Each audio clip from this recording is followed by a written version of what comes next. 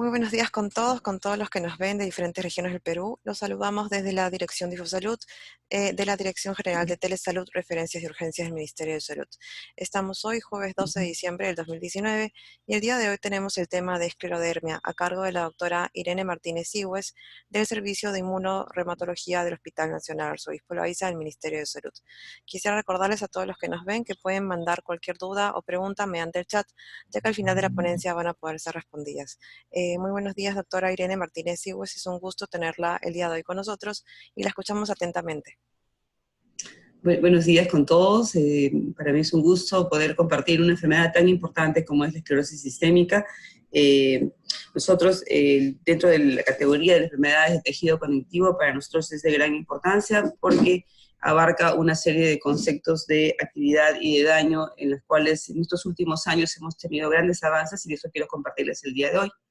Bueno, comentarles que esta es una enfermedad inflamatoria, crónica del tejido conectivo, que se caracteriza básicamente por presentar daño microvascular, hay fibrosis de la dermis y de órganos internos. Entonces, dentro de la historia, Hipócrates mencionaba esta enfermedad como la enfermedad que momificaba en vida.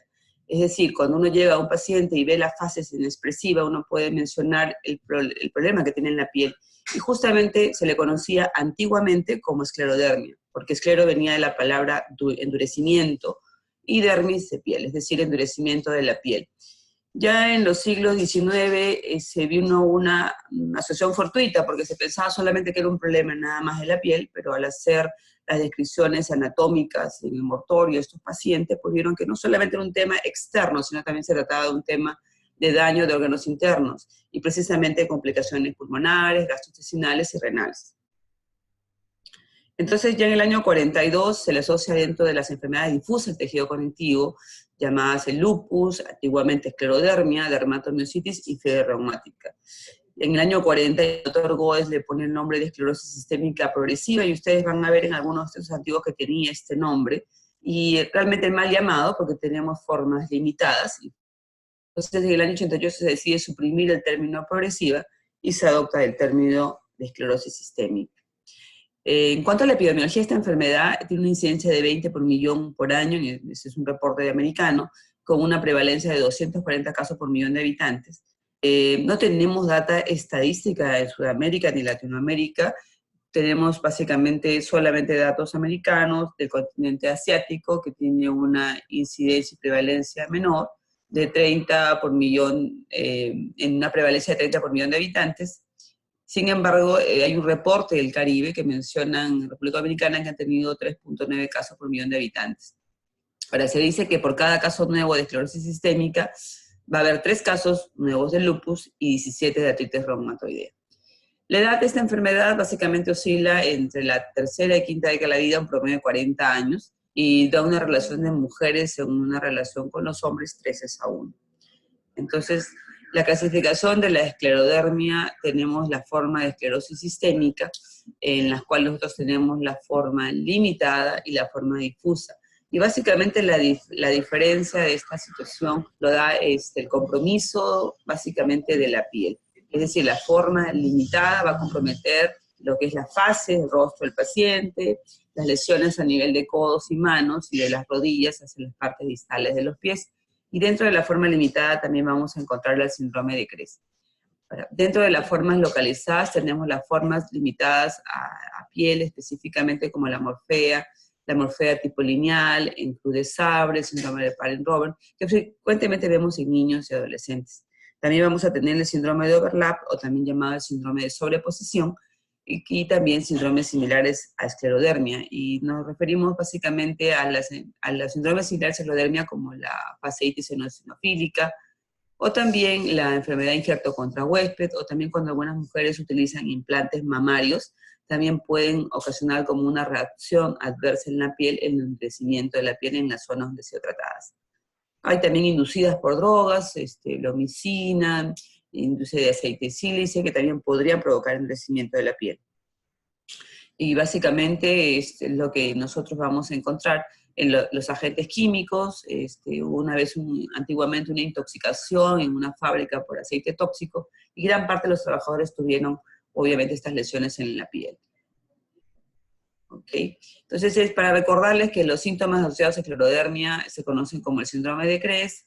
Cres le llamamos porque viene la C de calcinosis, F de fenómeno de Raynaud, es decir, el espasmo vascular de respuesta al frío. D de disfunción esofágica, E de esclerodactilia y T de telangiectasias. Entonces, cuando hablamos de la clínica, para resumir, diremos que tenemos las formas localizadas que comprometen específicamente a muchos niños y adolescentes, en las cuales podemos tener las formas de morfea, en ovales, en parches, o las formas lineal o en cruz de sabre. Las formas generalizadas vamos a poder tener las formas limitadas, que abarcan acá la tercera, cuarta década de la vida, y básicamente compromete la hipertensión pulmonar y el compromiso de Cres, que les había mencionado, y en las formas difusas que tenemos el compromiso básicamente adaptado a piel, que abarca cara, tóraco, torácica y abdominal, y compromisos viscerales, específicamente la fibrosis, el compromiso pulmonar y renal. Entonces acá van a ver las morfeas en bandas que podemos ver en estos pacientes. Aquí tenemos la morfea lineal en los niños, que pueden estar ubicadas en el rostro, las morfeas en bandas o ovales. Esto básicamente diseñado a las formas limitadas. Y acá van a poder lesiones en cruz de sabre, en la parte izquierda, y en la parte derecha las formas lineales. Eso específicamente en miembros inferiores. Entonces son esclerodermias básicamente limitadas. Ahora, si recordamos un poquito de la patogenia, sabemos que todas las enfermedades de tejido conectivo tienen etiología desconocida.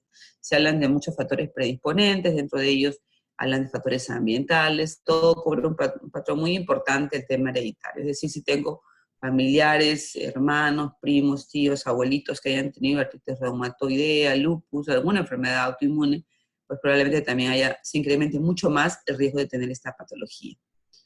Ahora, se reconocen tres grandes áreas de alteración. Básicamente tiene que haber una alteración inmunitaria, una disfunción endotelial y la fibrosis, obviamente. Entonces, sea el factor que fuere, y ahí se da el agente etiológico, obviamente tiene que haber una predisposición genética. Se habla de protipos genéticos, específicamente el HADR3, y esto va a hacer un daño de las células endoteliales y va a provocar alteración vascular. Esto va a provocar activación de células endoteliales, leucocitos, va a provocar una oclusión, básicamente en los vasos sanguíneos. Esto ocurre en una hipoxia tisular y va a ocasionar una inflamación crónica. Esta inflamación crónica activa macrófagos, linfocitos T, linfocitos B, y hay una producción de citoquinas. Las células inflamatorias autoinmunes son activadas y específicamente activan a los fibroblastos. Los fibroblastos activados van a provocar cantidades exageradas en la matriz extracelular, básicamente de fibronectina y secretada, que son por macrófagos, células endoteliales, fibrocitos, y activan a los miofibroblastos. Estos miofibroblastos resultan de las vasculopatías y la fibrosis en el tejido. Y sus órganos más específicos son el daño pulmonar, el problema en la piel y en el corazón, que son los factores más frecuentes y de mal pronóstico en estos pacientes. Entonces, tenemos los criterios de clasificación del año 80. Tenemos un criterio mayor, que específicamente se hablaba de la esclerodermia proximal, y en estos pacientes lo que teníamos específicamente era un criterio mayor y criterios menores. Y si nos damos cuenta en los criterios menores, pues específicamente había esclerodactilia y había ulceración del pulpejo digital con resorción distal de la falange. Pero para que el paciente tuviera ya esta resorción distal y tuviera reabsorción de la falange, porque habían pasado muchísimos años sin hacer absolutamente nada por la enfermedad. Y acuérdense que esta enfermedad abarca a la cuarta década de la vida, en la cual ya la mujer comienza a tener problemas de arrugas, y entonces tener la fase inexpresiva y menos arrugas, pues pasaba casi desapercibido. Entonces, generalmente las pacientes iban por un problema de disnea a consultar al hospital, y ahí la fibrosis pulmonar y basal. Por eso era importante para nosotros no encontrarlo en una fase de una enfermedad establecida, como fue en el año 80 los criterios antiguos, que muchos deben conocer, y que actualmente veíamos los reumatólogos la necesidad de hacer algo más por estos pacientes, darle la oportunidad de tener un diagnóstico temprano y poder manejar mejor la enfermedad. Es así que surgieron los criterios del ACR-EULAR del año 2013, y aquí específicamente queríamos detallar algo que nosotros habíamos visto con frecuencia y que no eran tomados en consideración en los criterios del año 80, y específicamente nos referimos al fenómeno de Raynaud. El fenómeno de Raynaud es un síntoma de todas las patologías de la enfermedad de difusa del tejido conectivo, es la más frecuente, la van a ver muchísimo más que en otras enfermedades autoinmunes, y le damos por eso el puntaje de 3 puntos. Ahora, si seguimos avanzando, de todas las patologías de las enfermedades autoinmunes, esta es la que va a cursar con anticuerpos positivos en una alta incidencia de esta patología, especialmente porque podemos tener lupus o vasculitis seronegativas, pero en esta patología especial, como es la esclerosis sistémica, los anticuerpos van hasta un porcentaje de 90-100%. Es bastante alto comparado con otras enfermedades de tejido conectivo. Y otro punto importante era el estudio actual que estamos haciendo los médicos reumatólogos acerca de la utilidad de capilaroscopía. Es decir, la capacidad de poder hacer un diagnóstico temprano haciendo una prueba tan sencilla como es la capilaroscopía. Otro punto importante también que se tomó en consideración era la presencia de telangiectasias, que le daba un puntaje de 2 puntos. Entonces quería que fijen bien este concepto porque la clasificación de esta enfermedad se da con un puntaje de 9. Con pacientes con puntaje de 9 yo ya puedo pensar, ojo, en esclerodermia sin tener compromiso de la piel. Es decir, también hay un haplotipo de esta enfermedad que se llama esclerodermia sin esclerodermia. Entonces yo puedo tener mi fenómeno de Raynaud, que tiene 3 puntos, mis anticuerpos que serían 6 puntos, la capilaroscopía 8 y con telangiectasias también 2 puntos, hago un puntaje de 10. Entonces quien define aquí el diagnóstico es obviamente capilaroscopía. Entonces, aquí muchos de nosotros seguramente en la consulta cotidiana hemos visto llegar a muchos pacientes, sobre todo acá en Lima, por los grados de temperatura que manejamos, llegar con la frialdad distal de las manos y el fenómeno de Raynaud. Muchas veces hasta no es necesario hacer las maniobras semiológicas de Allen, porque los pacientes llegan así, como ven en la lámina, con un Raynaud espontáneo. Y quería rescatar esta imagen para que ustedes puedan visualizar el tema de la cianosis que se puede ver aquí en las manos, y también presencia de telangiectasias. Siempre solemos buscar telangiectasias en el rostro como rayitas vasculares, pero también es muy frecuente verlo en las manos, como vemos acá, y en las zonas palmares. Entonces, acuérdense que tenemos 3 puntos ya por fenómeno de Raynaud, y con telangiectasias hacemos 5. Seguimos buscando, sin todavía mencionar el tema de la piel, para poder diagnosticar esta enfermedad. Y aquí vamos a revisar la importancia de Raynaud. Como les mencionaba, el fenómeno de Raynaud está presente en esclerosis sistémica en un 95%, y como manifestación inicial hasta un 70%. Es decir, estas pacientes pueden debutar con fenómeno de Raynaud muchos años, sobre todo en las formas limitadas y después de hacer la enfermedad. Casi va de la par de la mano con otra enfermedad también conocida por nosotros, que es la enfermedad mixta del tejido conectivo. Es decir, le llamamos mixta porque abarca el compromiso de esclerosis sistémica, lupus y polimiositis. En la forma de lupus eritematoso sistémico también podemos ver Raynaud hasta un 40% de los casos, pero como manifestación inicial baja el porcentaje hasta 5%. En dermatomiositis va a una frecuencia de 20%, manifestación inicial 10%, mientras que síndrome de Sjögren, a pesar que no es frecuente verlo, vemos que como manifestación inicial puede llegar hasta un 45%. Datos con respecto a artritis reumatoideo son de 11%, no tenemos reportes como manifestación inicial, pero de esta lámina queremos rescatar la gran importancia que tiene el fenómeno de Raynaud para esta patología, casi un 95% de frecuencia.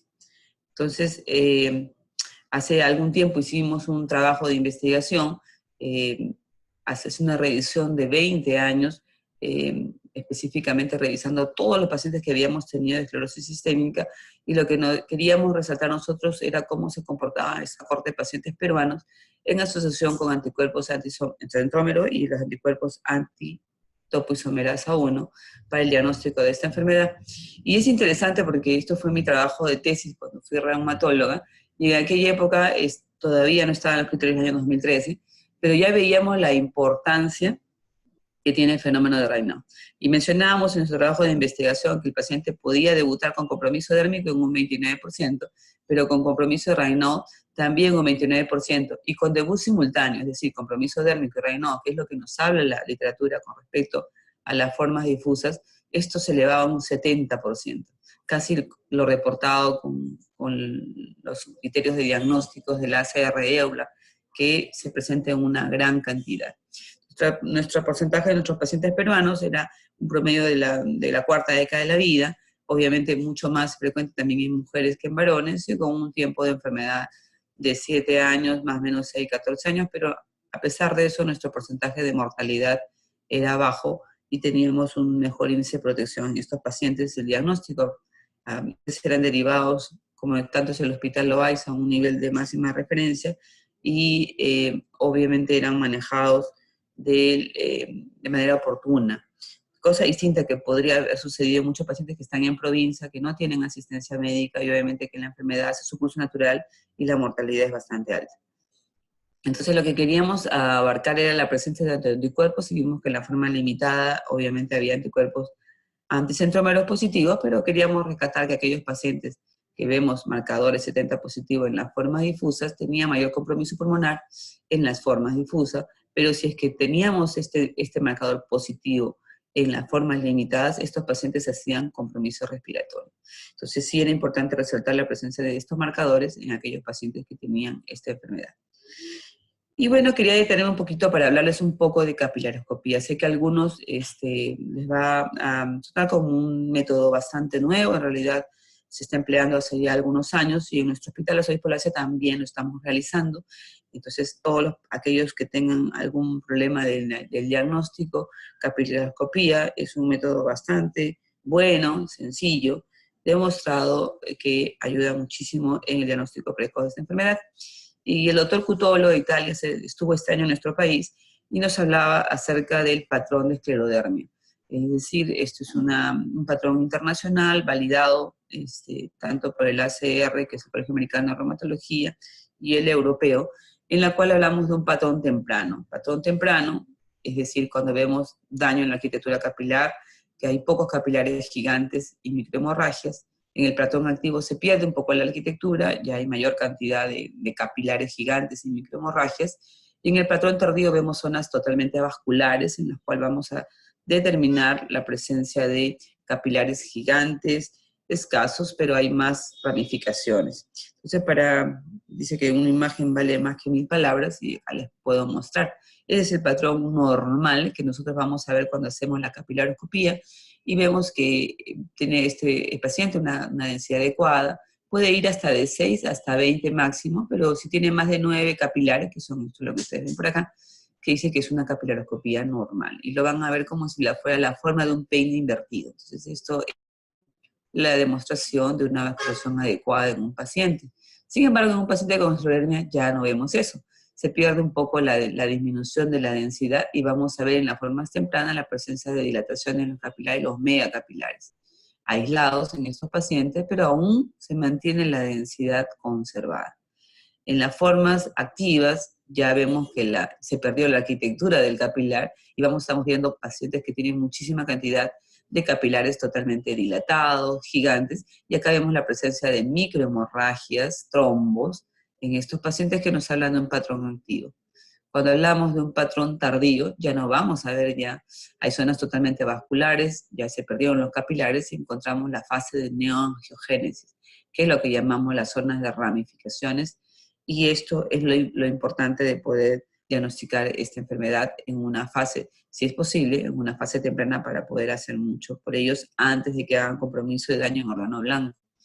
Entonces, también se está haciendo actualmente en el mundo, ojalá que llegue pronto a nuestro país, la importancia de hacer una termografía. Termografía es un aparato, por ahora todavía un poco costoso, pero que es bastante también rápido de poder hacer un seguimiento de nuestros pacientes con las manos en unas máquinas que precisamente van a captar el calor. Entonces, si es que yo tengo mi temperatura adecuada, voy a ver esta imagen en la cual ustedes van a observar esta mano, en la cual mantiene las temperaturas adecuadas, mientras que un paciente que tiene problemas de fenómeno de Raynaud, vamos a encontrar ya la presencia de cianosis, y obviamente con una disminución marcada de la temperatura, y esto es más o menos a lo que apunta. Y va cambiando la coloración en la medida de que hay ya una hipoxia vascular en estas zonas. Si vemos la utilidad de daño de úlceras, de gangrena, termografía me ayuda muchísimo a ver el diagnóstico de nuestros pacientes, y también para hacer cambios con respecto al manejo clínico, es decir, si está mi paciente dando una buena respuesta al tratamiento o no tenemos respuesta a ello. Pero termografía nos sirve para diferenciar fenómeno de renal primario o secundario, cosa que sí lo podemos ver en capilaroscopía.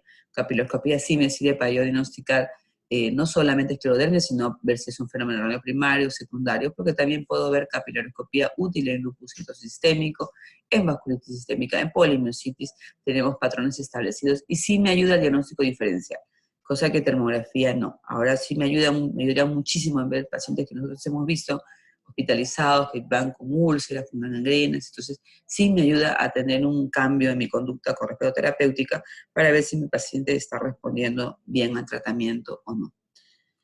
Entonces, otro dato útil es la presencia de anticuerpos. El anticuerpo, como les mencionaba, el anticuerpo ANA, tiene una predisposición, una frecuencia de 90 hasta 100%, pero eso es el anticuerpo anticentrómero que lo vamos a ver en las formas limitadas, hasta un 49, hasta un 98%. La presencia del antitopoisomerasa 1, también conocido como AS70, que está dentro del perfil ENA, puede ser detectable en un 20 a un 60%. Si vemos un anticuerpo dentro del perfil ENA, que es el U1-RNP, esto va asociado a síndromes de overlap o síndrome de sobreposición. Es decir, que hay dos enfermedades autoinmunes que pueden ser polimiositis, esclerodermia o lupus, esclerolupus también conocido. Entonces aquí son los anticuerpos más conocidos que nosotros vamos a revisar y haciendo un resumen del anticuerpo anticentrómero, si lo encontramos positivo va a ser en las formas limitadas asociados a hipertensión pulmonar, e igual que la forma TH y el T, también es otro anticuerpo que es un poco costoso y básicamente nos va a dar los mismos resultados que el anticuerpo anticentrómero, así que solamente si ustedes pueden pedir a sus pacientes el anticuerpo anticentrómero ayudaría muchísimo para la identificación de esta patología. También en la forma RNP o RNP asociada a enfermedad mixta del tejido conectivo. En Estados Unidos hay un haplotipo U3-RNP asociado a los afroamericanos, en las cuales de este marcador se unaba a la forma de esclerodermia, básicamente la forma difusa, con presencia de hipertensión pulmonar y fibrosis pulmonar. Y estos pacientes sí hacían crisis renal, de ahí la importancia de este marcador. La forma antitopoisomerasa 1, L70, básicamente está frecuente en esclerosis sistémica, forma difusa, en las cuales ustedes van a ver compromiso de la fibrosis pulmonar y también asociado también a crisis renal. El anti-RNA3 también, que está dentro ya de los nuevos criterios de clasificación 2013, también es sumamente importante porque va asociado a las formas difusas, mayor compromiso de piel y también mayor compromiso pulmonar y también la presencia de crisis renal. Las otras formas son para síndrome de sobreposición, llamados también la dermatomiositis light o polimiositis sistémica, si sospechamos de esta patología, que también pueden ser útiles en el diagnóstico. Ahora, hemos hablado de los anticuerpos y también hemos hablado de capilaroscopía, y capilaroscopía, si hacemos unidad clínica de ambas situaciones, vamos a encontrar muchísimo en nuestros pacientes. Es decir, yo tengo anticuerpo ANA positivo en mi paciente, le hago una capilaroscopía y voy a encontrar que ya tiene compromiso importante de los capilares. También puedo hacerle el anti-RNA polimerasa y vamos a ver que ahí hay pérdidas de los capilares. Se asocia el anticuerpo anticentrómero, vamos a ver que hay una densidad disminuida de los capilares, y también como el antitopoisomerasa 1, que vemos más frecuentemente que está relacionado al patrón de escleroderma, patrón activo o tardío. Entonces sí es importante nosotros hacer unidad clínica y hacer anticuerpos positivos y valorar la capilaroscopía, porque nos va a determinar cuál va a ser la conducta a seguir en nuestros pacientes. Entonces, el compromiso cutáneo se va a dar en estas tres fases, y ojalá pudiéramos todos los médicos hacer un diagnóstico temprano y encontrarlo en esta fase, ¿no? Una fase dermatosa, cuando el paciente recién está en una fase inicial, puede durar semanas, meses, fobia, y podamos hacer una derivación oportuna. Lamentablemente, cuando llega generalmente a las consultas, vemos que el paciente llega a una fase indurativa, está con excesivo depósito de fibras colágenas, ya vemos un rostro especial, con un afilamiento de la nariz, hay una fase inexpresiva, una boca pequeña, y hay una dificultad para poder hacer puño. La fase atrófica puede durar entre 3 a 10 años y esto va a disminuir la fijación de la piel a planos profundos. Entonces, cuando vemos a un paciente con esclerodermia, vamos a tener que ver la fase totalmente inexpresiva, una persona de 40 años, y siempre hacer la medición de la apertura ocular, porque la disminución de la apertura ocular va a tener un índice de menos, lo normal es tener más de 5 centímetros, pero en estos pacientes pues van a ver ustedes la boquita en pajarito, que le solemos llamar, y esto puede ser pues de 2, 3 centímetros, y en personas mayores que también podemos presentarlo. Entonces, no esperemos ver a nuestros pacientes que lleguen a esta fase, ¿no? Cuando vemos un paciente que nos muestra estas manos es porque ya estamos viendo la presencia de acroestiólisis, es decir, que ya hay resolución distal. Fíjense aquí, las lesiones casi ya en la parte distal, las uñas les está perdiendo, y vamos a ver el pitting scar, que le conocemos nosotros como la mordedura de rata también, que podemos ver en esta fase inicial, y es una piel totalmente endurecida y con la capacidad de hacer puño. Entonces, algo que utilizamos mucho los reumatólogos es el skin score, el score de piel, básicamente, y lo hacemos básicamente tomando en consideración la evaluación para la forma difusa de la cara, tórax anterior y abdomen, y para las formas limitadas, el rostro, los dedos de la mano, y los miembros inferiores, ¿no? Entonces, es bastante sencillo, no es nada difícil, 0 lo consideramos un puntaje normal, y cuando vemos 1 es el engrosamiento de la piel. Ahora, solamente ustedes fíjense nada más en el momento que yo hago ver el pliegue del dedo de las manos. Si vemos engrosamiento de la piel, le ponemos 1. Y si vemos engrosamiento de la piel en el número 2, va a haber incapacidad de inmovilización, es decir, que no puedo movilizar los planos profundos. Eso es un engrosamiento grado 2.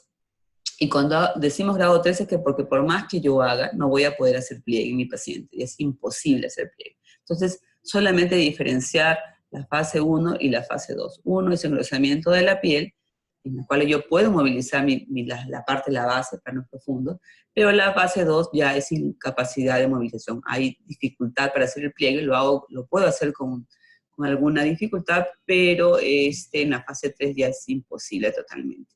Ahora, es importante porque si yo tengo un score más de 15, tengo un 40% de supervivencia a los 6 años, y un score menor de 15, 73% de supervivencia a los 6 años. Esto fue hecho por el doctor Rogna, y hemos tenido nuevas luces al respecto.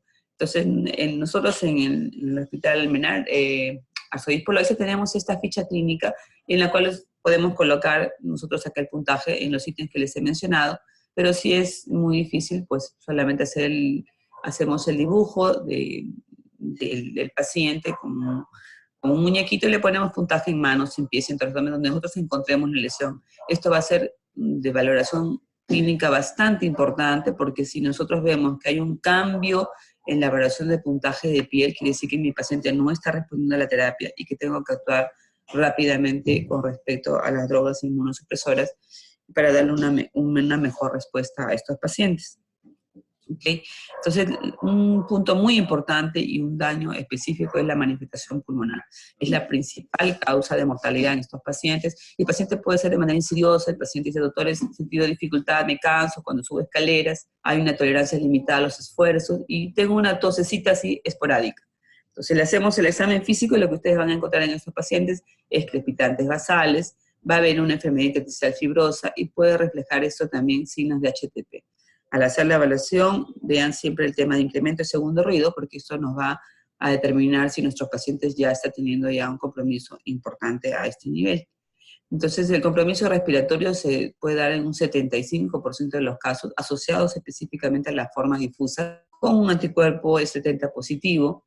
Va a haber la tos no productiva, digna de ejercicio, dolor pleurítico, y también un defecto en la espirometría.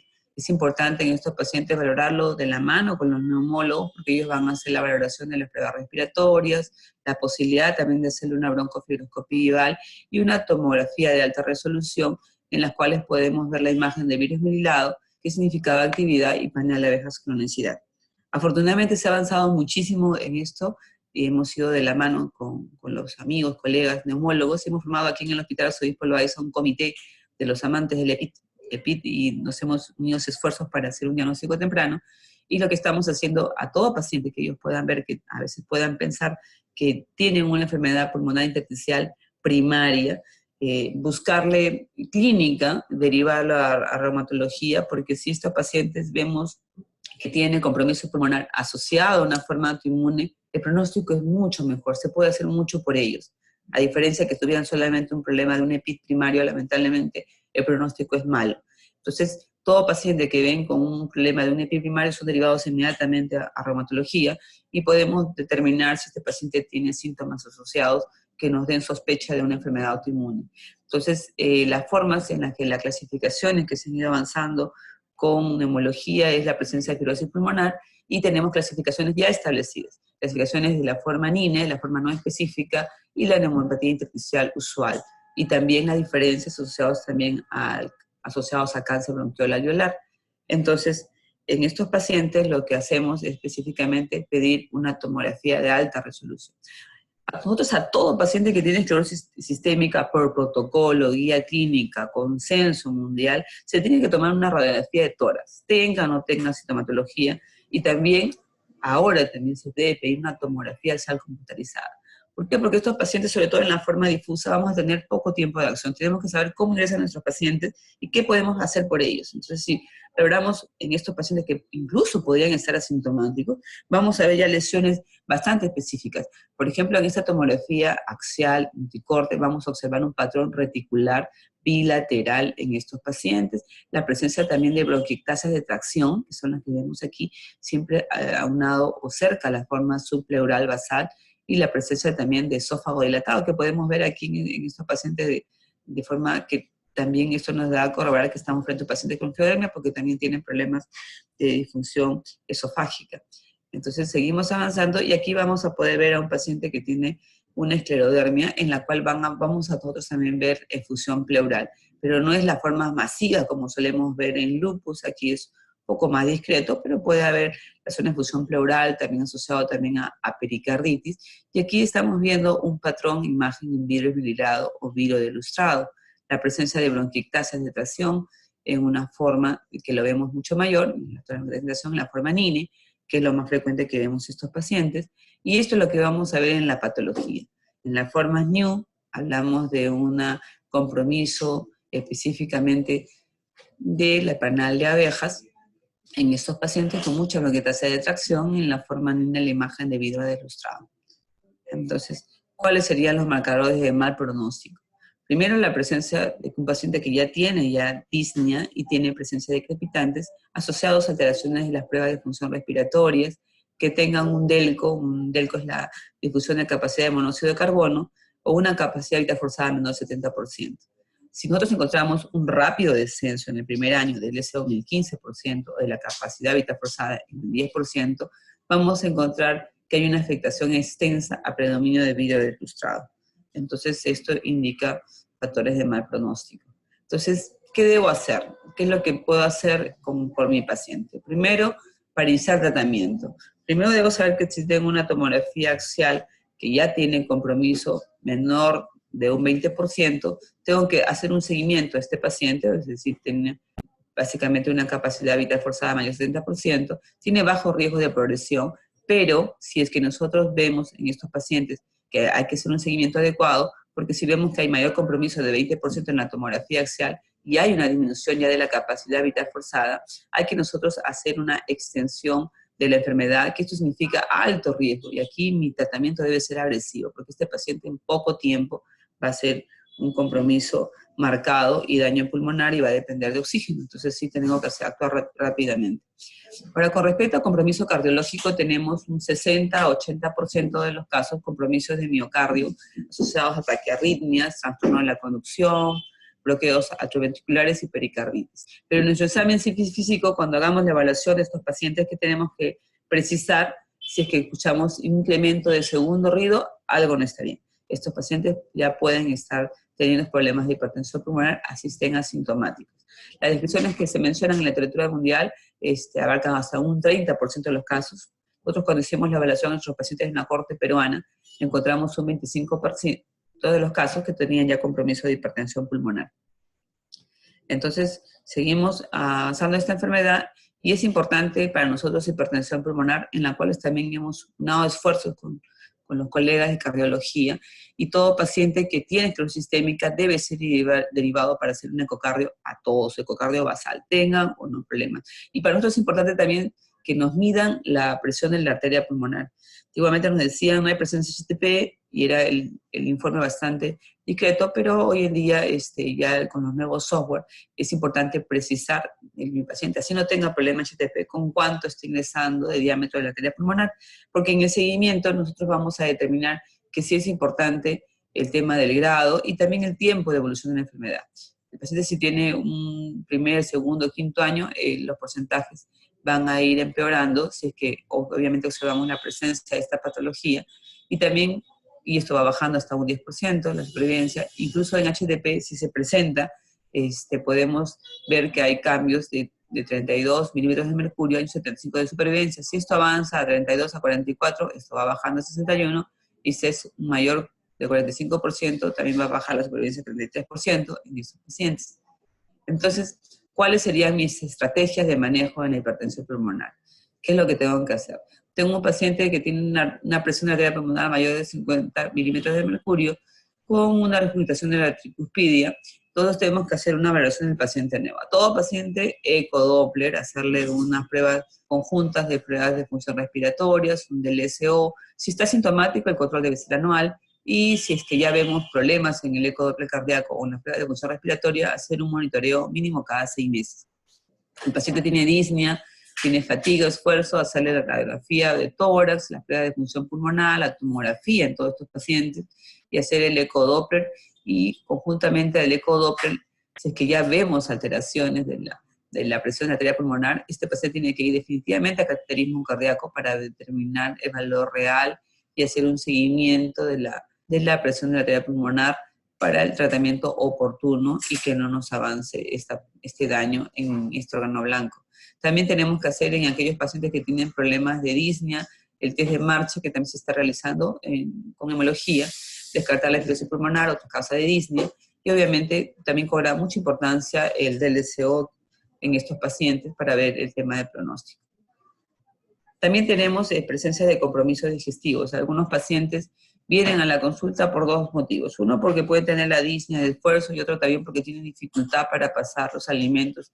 Hay una esofagitis por reflujo, hay una estenosis esofágica, hay eso que nos puede dar hacia un paraneo, como un adenocarcinoma, y trastornos de la motilidad gastrointestinal. Es decir, que puede estar asociado a cirrosis biliar primaria, con anticuerpo anticentrómero y en las formas, sobre todo en las formas limitadas. Dentro de las manifestaciones gastrointestinales también los pacientes van a tener dificultades en el peristaltismo, en los dos tercios inferiores, pueden cursar con periodos de estreñimiento, hay una afectación gástrica, saciedad, obstrucción funcional, básicamente en estos pacientes, y por el tema del endurecimiento también en el daño de órgano blanco producido por la esclerodermia. Entonces, seguimos en este dato, también tenemos la evidencia de compromiso renal, que afortunadamente no es frecuente, pero si es que se da es mortal. Entonces hay que hacer controles siempre periódicos de urea, creatinina, sedimento urinario, proteinuria, y la crisis renal puede surgir con un episodio agudo, subagudo de un momento a otro, provocar una insuficiencia renal, asociadas a problemas de hipertensión arterial o anemia hemolítica. Lo vamos a ver mucho más frecuente en la forma difusa que las limitadas. Y puede ocurrir, hay que tener mucho cuidado dentro de los primeros 4 años de enfermedad, casi un 80%. O sea, si se da en ese lapso, es la mayor cantidad de frecuencia que podamos ver. Afortunadamente, en nuestra serie de pacientes de corte plano no vimos crisis renal, pero siempre hay que tener en consideración, sobre todo aquellos pacientes que son de raza negra, porque ellos tienen mayor riesgo de poder presentar. Entonces, también tenemos la presencia de compromiso neurológico. Afortunadamente, no hay compromiso a nivel del sistema nervioso central, solamente vamos a ver compromiso periférico, básicamente asociado a síndrome de túnel carpiano, como neuropatías de derrapamiento, o también neuralgias del trigémino, frecuentemente en las formas limitadas, y el porcentaje es bajo, desde un 5 a un 4%. Entonces, tenemos también manifestaciones musculoesqueléticas. El paciente reporta artralgias, artritis, mialgias. Nosotros en el examen físico, cuando valoramos el tema de las muñecas, vamos a encontrar aquí como un root áspero en los tenones, como un chirrido. Cuando hagan este movimiento en el paciente, hay como un root áspero en los tenones de palpación, y si escuchan ese sonido, esto indica mal pronóstico en el paciente. Hay un tema de debilidad muscular secundaria, atrofia, amiopatías también, y la crostiólisis que les mencionaba, que era la presencia en la falange distal de los dedos, que era la presencia de isquemias crónicas digitales. La presencia también de calcinosis asociadas a las formas limitadas, que pueden ser las formas de CRES, casi un 40% que se pueden ver en estos pacientes. Ahora, les quería mencionar solamente el tema de lo que mucho que se ha avanzado en esta enfermedad. Antiguamente, si era quedarnos, ver a un paciente con esclerosis sistémica era quedarnos un poco impotentes, de brazos cruzados, si veíamos pacientes que tenían compromiso pulmonar o hipertensión pulmonar. Lamentablemente no había mucho que ofrecerles en la terapéutica y solamente la única posibilidad para ellos era trasplante pulmón-corazón, que no se hacía en nuestro país, pero afortunadamente y hoy en día tenemos nosotros desarrollando índices de actividad y también hemos desarrollado también nuevos tratamientos terapéuticos en los cuales podemos hacer mucho por ellos, sobre todo si hacemos un diagnóstico temprano.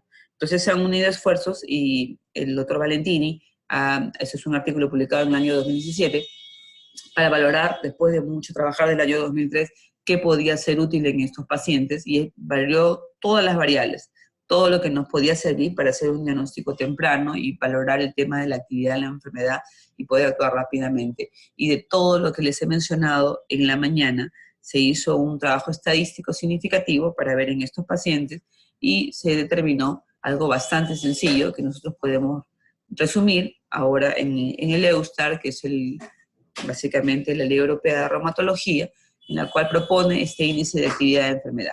Y básicamente se refiere al score de piel, el skin score. Valoren siempre en su paciente el tema de compromiso de piel, si hay alguna variabilidad en estos pacientes y con respecto al compromiso. Y esto tiene que ser, por ejemplo, dado si una variabilidad de un mes anterior a otro, ¿cómo puedo determinar si mi paciente tiene un engrosamiento marcado de la piel? Básicamente valorando la apertura ocular, podría ser uno de ellos, otro también es valorando la distancia de dedo-palma. Si tenemos a nuestros pacientes, va a ser muy difícil que yo pueda decirle al paciente que realice esto. Esta es la distancia de dedo-palma. Entonces estos pacientes, como tienen esteroidactilia, va a ser muy difícil que puedan hacer esto. Van a poder hacer esto a lo mucho, porque no les va a permitir el endurecimiento de la piel, y eso me puede ayudar mucho al punto número 1, que es la relación de compromiso de piel. También la presencia de úlceras digitales, sobre todo en las partes distales de las manos. El índice de score de Rogner, por ejemplo, cuando les mencioné el inicio, determinaba que tenía que ser un puntaje mayor de 14. Sin embargo, se ha determinado que puntaje mayor de 18 puede dar un peso específico de 1.5. Y también aquí cobra valor lo que les mencionaba acerca de la fricción del tendón en la muñeca. O sea, si ustedes observan en estas zonas que hay un tema de un sonido, del root, básicamente la llamábamos los reumatólogos, a la fricción del tendón, indica más pronóstico y tiene un puntaje hasta de 2.25. Asociado también a la presencia de la proteína C reactiva mayor de 1 y algún daño en el compromiso de la capacidad de monóxido de carbono, el del LSO menor del 30%, da un puntaje de 1. Si yo tengo más de 2.5 en este ítem, solamente más de 2.5, ya sumo actividad de enfermedad. De 3.5 significa índice de la enfermedad bastante alto y mal pronóstico. Entonces, estos son los pesos específicos que se han dado y cómo yo puedo hacer seguimiento a mis pacientes. Esto es lo que yo tengo que valorar para dar un diagnóstico oportuno. Este es un artículo de este año, de 2019, en la cual nosotros vamos a valorar el daño. Se entiende nosotros que daño es actividad, le hablamos que es reversible. O sea, yo puedo dar un diagnóstico temprano, pero cuando hablo de daño, y esto es irreversible, entonces sí me interesa saber en qué momento está debutando mi paciente para yo poder darle un peso específico y poder actuar oportunamente. Entonces, específicamente, si tenemos algo que hemos visto mucho en estos pacientes, que son pacientes adelgazados, ¿no? Ustedes puedan ver en un paciente que tiene esclerosis sistémica, un paciente obeso, eso no lo van a ver jamás, ¿no? Van a ver un paciente que está muy venido a menos, adelgazado, con una fase, con una nariz afilada, una boca pequeña. Entonces, las pérdidas de peso que le mencioné a sus pacientes también son sumamente importantes, porque si tienen una pérdida de 5 o 9 kilos, pues obviamente ya está en un grado moderado de enfermedad. El otro punto importante es la presencia de hematocrito, de hemoglobinas bajas, son pacientes que cursan generalmente con anemias crónicas asociadas a la enfermedad. También el fenómeno de Raynaud, ya hemos hablado de la importancia de eso. El compromiso de la piel, que básicamente aquí sí cobra valor e importancia la distancia dedo-palma, ¿no? Mire, yo les mencionaba el tema de la distancia que puede ir de 1 a básicamente variaciones, compromiso al skin score, y acá le menciona básicamente el skin score de 1 a 14, de 15 a 29, cómo va a valorar su paciente en el camino, y que si yo veo más de 40, obviamente ya está en una etapa totalmente terminal. Y esto era lo que quería que demuestre. Esto es un paciente que tiene la fase totalmente lustrosa de la piel, y miren la distancia dedo-palma. Esto es lo que tienen que medir, la distancia del pulpejo del dedo hacia la base de la palma de la mano. Entonces pueden medir acá si el paciente cuánto tiene, ¿no? Y acá puedo medir que tiene hasta más de 3 centímetros, porque el paciente va a ser difícil que pueda hacer una distancia dedo-palma adecuada. Ojo, no es puño, se valora solamente la distancia dedo-palma. Entonces, esto ha cobrado mucho valor, y por eso que acá se le puede tomar en consideración de que el paciente, si tiene una distancia ya de compromiso de mayor de 1 centímetro, ya indica esto un grado de compromiso importante. De 2 a 3, hasta 4 centímetros, grado moderado, severo, más de 4, y si tengo una distancia de más de 5 centímetros, es decir, la capacidad, la dificultad de poder hacer esta evaluación, pues nos indica mal pronóstico. También la presencia de debilidad muscular asociada a problemas de disfagia esofágica, el compromiso en el pulmón que pudiera haber de la capacidad de difusión de monóxido de carbono, de las pruebas de función respiratorias también tienen su grado de afectación, y si el paciente ya está en una fase que tiene un menor del 50% en ambas situaciones, pues indica obviamente un pronóstico bastante severo, y en fase terminal es cuando ya depende de oxígeno. Si tienen que cuidar a su paciente, cuídenlo mucho, porque si el paciente por una causa específica llega a tener una infección hospitalaria, con compromiso, con un shock, si este paciente va a UCI y depende de máquina, ya bien va a ser muy difícil que este paciente pueda salir de máquina, porque va a requerir compromiso ventilatorio importante, y obviamente va a requerir oxigenoterapia en domicilio. Entonces hay que tener en consideración siempre el tema del pulmón y del corazón, asociándole siempre a hacer un estudio adecuado, mínimo con un EKG y un ecocardio basal, para poder hacer un seguimiento en estos pacientes. El otro punto importante con respecto al riñón, les mencionaba de las pruebas de urea-creatinina, importantes las pruebas de proteínas para valorar riesgos de hacer crisis renal, sobre todo en el paciente que tiene las formas de enfermedad de esclerosis sistémica difusa. Entonces, el tratamiento, manejo de órganos comprometidos, sí. O sea, el paciente tiene un problema de tránsito intestinal lento, hay que darle antibióticos terapia, trabajar con los temas de mala absorción severa, en aquellos pacientes que tienen una alimentación parenteral, una disfagia o reflujo gastroesofágico, bloqueadores H2-histamina, inhibidores de hormonas. Conversar de la mano, siempre hacemos nosotros aquí en nuestro hospital un trabajo multidisciplinario, afortunadamente un trabajo bastante en equipo, trabajar con gastroenterología para ver el tema de una manometría del esófago, para hacer el tema de las dilataciones del esófago y poder darle algo mejor de calidad de vida a estos pacientes. En cuanto al tratamiento del EPID, se habla mucho con respecto al tema del uso de ciclofosfamida, con respecto a esteroides, y en esta patología específica siempre nos dicen que los reumatólogos somos los reyes de los corticoides, pero el tema es a quién darle, cuánto darle y cómo darle, porque un medicamento bien manejado pues es el más útil, el más noble, pero también dando dosis malas podemos exagerar, generalmente se suele dar a todo paciente que tiene autoinmune, pues podemos tener muchas reacciones adversas, y lo primero que tenemos que priorizar es el primo no Monchère. Y en este caso estos pacientes no necesitan altas dosis de corticoides, podemos manejarlo, excepto si que vemos daño de un órgano específico, con los pulsos de ciclofosfamida, y manejarlo corticoides si vemos evidencia de daño de órgano blanco en periodos cortos, y poder hacerlo un desete adecuado. En la hipertensión arterial, las medidas sostén, hay que darle a estos pacientes las fases tardías, como les mencionaba, es un trasplante corazón-pulmón. En la crisis renal, bloqueadores ECA, insuficiencia renal, lamentablemente si el paciente llega a esos diálisis y tratamientos irreversibles, pues pueden llegar incluso hasta trasplante. Entonces, en el tratamiento de enfermedad de fondo, durante muchísimos años los reumatólogos hemos trabajado con depennicilaminas, había muchísimos estudios de darle dosis bajas versus dosis altas que podían llegar hasta 2 gramos por día, pero en muchos trabajos de investigación se dio el consenso de que el paciente con una dosis de 250 a 500 miligramos era suficiente como para tener un mantenimiento adecuado. Solamente era oportuno vigilar toxicidad hemática y renal, y también se da tratamiento con colchicina, sobre todo para el compromiso de término de la piel para poder ver en estos pacientes el tema de endurecimiento, también asociado también a las formas de CRES.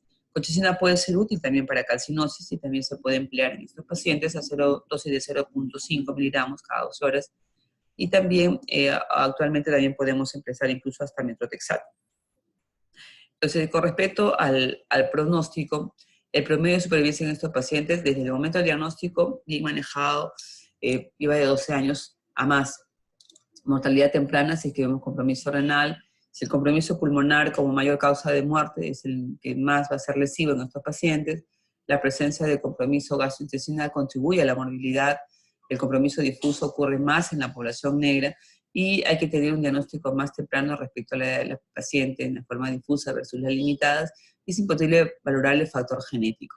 Factores, pacientes que tienen familiares que ya tienen una enfermedad autoinmune, hay que acudir rápidamente al especialista para poder determinar que este paciente no esté haciendo problemas de esta enfermedad o síndrome de sobreposición. Entonces, con respecto al tratamiento, sí, nuevamente mencionarles de que no son eficaces para el la enfermedad. Se puede emplear psicorticoides cuando tengamos en estos pacientes evidencia de miositis inflamatoria.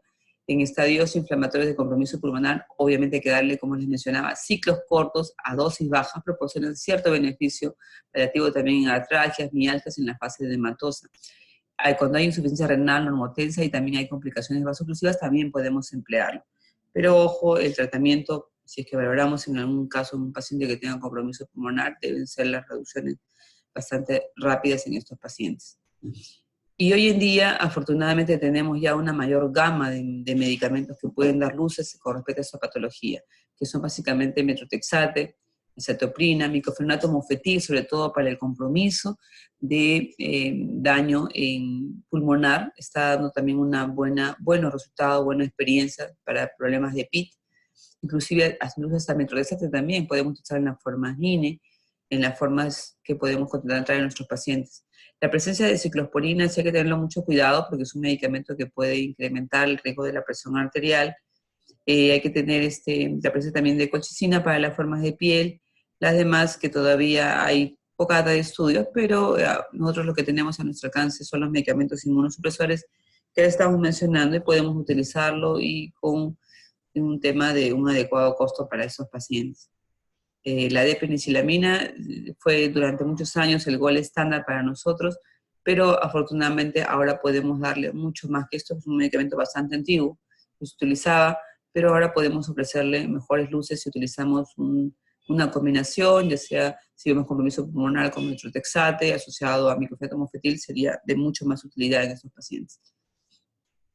Y del tratamiento inmunosupresor, también ciclofosfamida, tanto en las formas de pulsoterapia o vía oral también dan una buena oportunidad, la presencia de interferón gamma, incluso también se habla del trasplante de células madre, y hoy en día es el medicamento aprobado para esta enfermedad, es rituximab como terapia biológica, que puede darle buenas luces para el manejo, sobre todo el compromiso pulmonar, y también estamos en la era de los antifibróticos, y el que mayores estudios tiene con respecto a esta patología es nintedanib, que les está dando respuestas de uso en estos pacientes. Entonces, el pronóstico, para concluir, es un mal pronóstico en personas que tienen raza negra, sexo masculino, afección cardíaca. Las características principales para definir el pronóstico básicamente van a ser que tengan alteraciones en las pruebas de función respiratoria, ya sea capacidad vital forzada, el DLCO y la EPI rápidamente progresiva, definida por una pérdida de 10% de la capacidad vital forzada y de un 15% de la capacidad de monóxido de carbono en un año. La presencia de enfermedad pulmonar intersticial va a predecir una mayor mortalidad en esos pacientes, y hay muchísimos trabajos de investigación que se demuestran que tienen una supervivencia de 9 años, de que ya vemos la presencia de más del 30% de pacientes que tienen esclerosis sistémica, versus las formas graves que la mortalidad se puede incrementar hasta un 72%. Entonces, para resumir, y creo que en esta mañana podamos tener la evidencia del compromiso de las formas difusas, que es más llamado esclerodermia porque el término debería ser esclerosis sistémica, pero para compromisos de piel, la forma difusa vamos a encontrar nosotros la presencia de compromiso a nivel de tórax y abdomen en la forma difusa. Tórax abdominal es como está pintado en esa zona. Esto es importante para valorar el score de piel, el skin score, y en las formas limitadas básicamente se describe a cara y a las partes distales.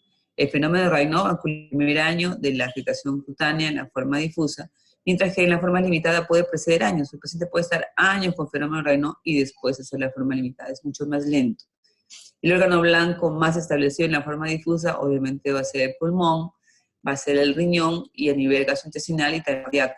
Mientras que en las formas limitadas va a haber hipertensión pulmonar y la cirrosis biliar primaria asociadas a las formas limitadas. Y con respecto a capilaroscopía vamos a tener un patrón bastante agresivo en las formas, el escleroderma patron, en las formas activas de la enfermedad, y en capilaroscopía en la forma limitada podemos tener un patrón bastante lento. La serología, siempre pidan en estos pacientes, en las formas limitadas, un anticuerpo anticentrómero, es el ACA, y en las formas difusas, el antitopoisomerasa, el 70, o el anti-RNA3 polimerasa, porque ayuda muchísimo para el tema de manejo de estos pacientes. Entonces vamos a ir diciendo de que hay una mejor supervivencia en los pacientes con esclerosis sistémica si hacemos una mejor clasificación de la enfermedad y evaluación de actividad y daño. La capilaroscopía es útil para el diagnóstico temprano en esclerosis sistémica, es predictor de úlceras digitales, actividad de la enfermedad, respuesta al tratamiento y pronóstico. Tenemos que usar nosotros técnicas adecuadas precoces para estos pacientes y hay que utilizar obviamente las pruebas de imágenes que estén a nuestro alcance, empezar por una radiografía de tórax, lo ideal una tomografía axial de alta resolución, unas pruebas de función respiratoria y también el estudio del ecocardio en estos pacientes a todos por protocolo. Hay que hacer un diagnóstico temprano y un tratamiento oportuno, y el manejo obviamente debe ser un manejo multidisciplinario, tanto gastroenterólogos, cardiólogos, neumólogos y reumatólogos para ofrecerle una mejor esperanza de vida en estos pacientes. Muchísimas gracias por la atención. Bien, muchísimas gracias, doctora Irene Martínez Sigües, por la presentación, por la información que nos ha brindado. Gracias también a todos nuestros participantes por su atención y gracias a todo el equipo de Telesalud del Hospital Nacional Arzobispo Loaiza. Tenemos algunas preguntas que nos han llegado, doctora. Nos dicen, ¿cuál es el signo más temprano que aparece en la esclerosis sistémica? Como les mencioné, el signo más temprano va a ser fenómeno de Raynaud. Ustedes cuando vean un paciente que tiene fenómeno de Raynaud, asocien mucho porque el paciente va a venir por un compromiso respiratorio. El paciente va a decir, doctora, siento que me cansa al caminar, ya tengo dificultad para subir escaleras, preste muchísima atención a ese paciente, y sobre todo también si algunos pueden llegar incluso porque tienen problemas para pasar alimentos sólidos, es decir, les paso el pan y no puedo pasarlo a veces con líquidos porque siento que hay problemas al pasar los alimentos. Entonces, preste mucha atención en lo más importante en estos pacientes, el tema del fenómeno de Raynaud, porque a veces el endurecimiento de la piel para ellos es desapercibido. Acuérdense que es la cuarta etapa de la vida de la mujer y no tener arruguitas para ellos va a pasar totalmente inadvertido, pero la presencia de estos síntomas sí va a tener mucha relación con esta enfermedad. Bien, muchas gracias, doctora, por responder a las preguntas. Nos dicen también, ¿qué otra enfermedad reumatológica se presenta con frecuencia en la esclerosis sistémica? ¿Qué otra enfermedad reumatológica? Bueno, nosotros podemos ver en estos pacientes la presencia de mialgias, artritis, asociados a una enfermedad mixta del tejido conectivo, que puede ser lupus, piensen en polimiositis, que va a estar unado a esta patología, y síndromes también de sobreposición, síndromes de overlap, también de esclerolupus, asociados a esta patología. De todas las autoinmunes, esta es la enfermedad que tiene un puntaje adecuado en una tercera importancia de presentación, y cuando vean estos tipos de pacientes lo más importante es el diagnóstico oportuno. Bien, doctora, gracias por responder. Nos preguntan también, dentro de la fase hematosa, ¿cuánto es lo máximo que puede durar esta fase y cómo podemos hacer para que el paciente no siga progresando? Agradezco la pregunta, porque esta fase solamente dura semanas y meses. Si nosotros vemos a un paciente que inclusive puede venir con los dedos hinchados, en la primera fase de enfermedad ustedes van a poder ver las manos de mecánico. Nosotros llamamos los dedos, pueden ver, ¿no? Y muchas veces, y estos pacientes pueden debutar con eso y compromiso respiratorio. Entonces, sí es importante que pudieran hacer la derivación oportuna porque van a tener dificultad para poder realizar maniobras comunes en la vida cotidiana, como es el tema de prehensión.